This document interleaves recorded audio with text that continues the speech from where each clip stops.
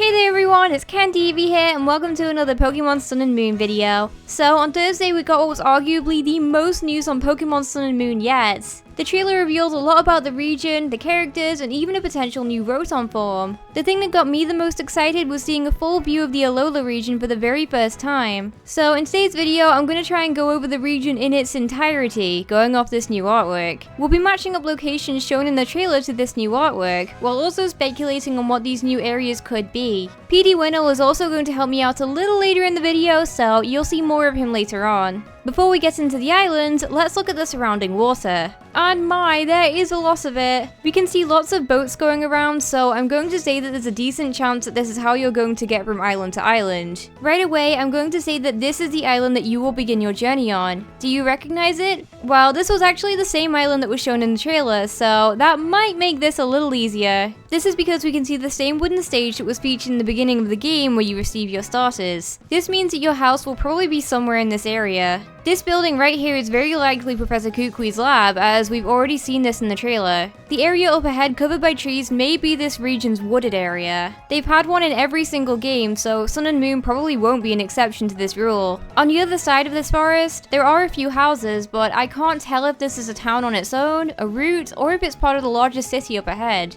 And then we have this city, which we have already seen in the trailers before, so we can get a better idea of what it actually looks like. You can see that it does connect up to what will likely be the starting town, but I have a feeling that this will be blocked off at the beginning of the game. They have done it before. Let's look at what the landmarks on this island may actually be based on. The island itself is based on the island Nihao, and this area appears to be based off of Kaneohe Bay. The large city is based on Honolulu, and the mountain likely draws inspiration from Diamond Head. We also have another in-game shot which matches up to this area shown on the map.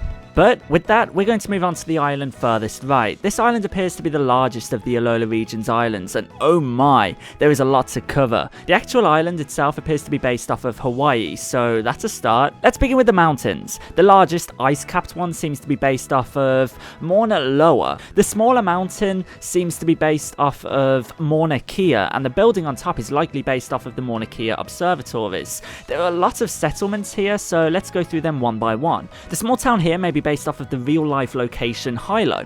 There's a building that really reminds me of the Bell Tower too, so watch out for that. There's a small settlement at the bottom of the island that may be based on Panala Beach. There are a lot of traditional islands and a strange platform just off the coast. It seems that you'll be able to travel up to the volcano town using what appears to be a lift here, similar to how you can travel up to Mount Chimney in Pokemon Omega Ruby and Alpha Sapphire. There are several small islands just off of the coast as well. At the very least, you'll be able to access this one, as it has some kind of stage, but I'm not as sure about the rest of them. There are a couple of other settlements on the islands, but there's not much I can say about them. One appears to be located in a swampy area, while the other is surrounded by a massive wall.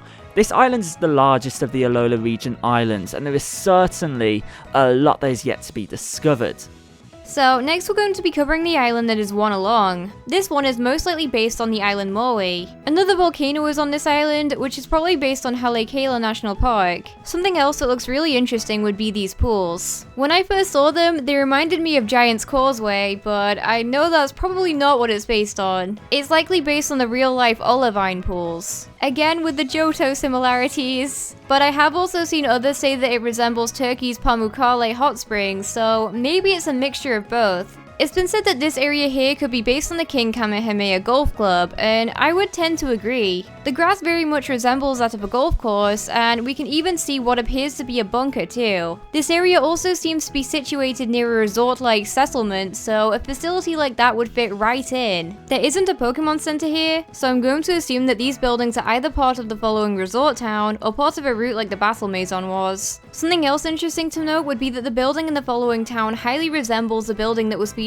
in the very first Sun and Moon trailer. This hotel bears a striking resemblance to the Moana Surfrider Hotel, but the only problem is that this particular hotel is located on Oahu, not Maui, so wrong island! The town at the bottom looks a lot more traditional. Possible inspirations for landmarks here would be the Lahaina Lighthouse and the Wohing Temple. And if you look at the very end of the town, you can see something interesting. I think that these look like tombstones, so this could be the location of Alola's Pokemon graveyard, but we'll have to wait and see. There are also some smaller pools near the ones that we mentioned before. These are smaller, but they also seem to run into each other. They may be based on the pools of Ohio. There's a Pokemon Center here, but there doesn't appear to be any settlements, so I'm interested to see what will come of that. There's also another Pokemon Center above the pools, but there is a building to match it. There are what appear to be 2 more settlements on this island though. This one in particular may be based on the Maui tropical plantation. I'm definitely interested to see what this facility will be. At the moment, there doesn't seem to be a lot to say about this tiny settlement, but the pool below it may be based on the Kalipo fish pond. Even with all of this possible information, I'm sure that there's probably a lot more information that is yet to be revealed, so we'll have to wait and see.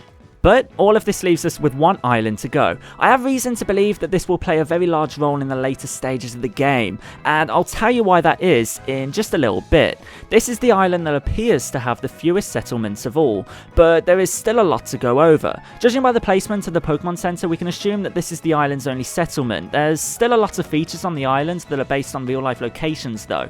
The island itself is likely based off of the island name Kuhai.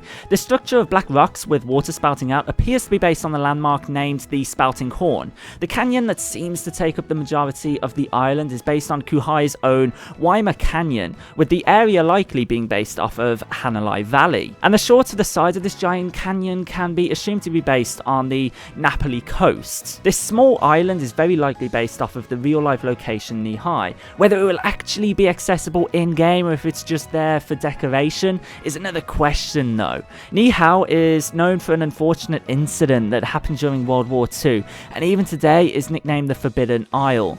This honestly seems a little dark for a Pokemon game, so I doubt it will really play any important role, but it's odd to see it there. It will play a large role later on in the game. But you may be wondering why exactly I said that, despite the fact it doesn't look like it will be too important. That would be because this structure here bears a striking resemblance to the ones seen in the trailers, so I'm willing to bet that this is the location where the legendary Pokemon will be summoned.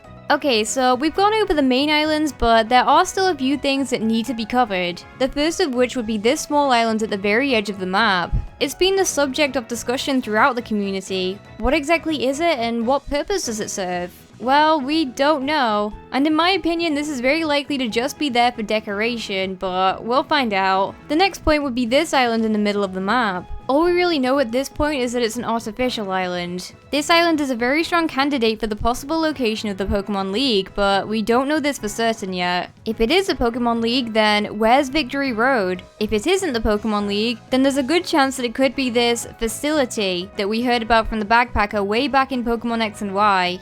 Well, that just about does it for the analysis of the Alola region map. I hope I didn't mispronounce too many words. Huge thanks goes to PD Winnell, as I never would have been able to get this video out on time were it not for his help. I'm also going to feature in one of his videos sometime next week, so look out for that. But for now, that's all for now from me, and I'll see you next time. Bye!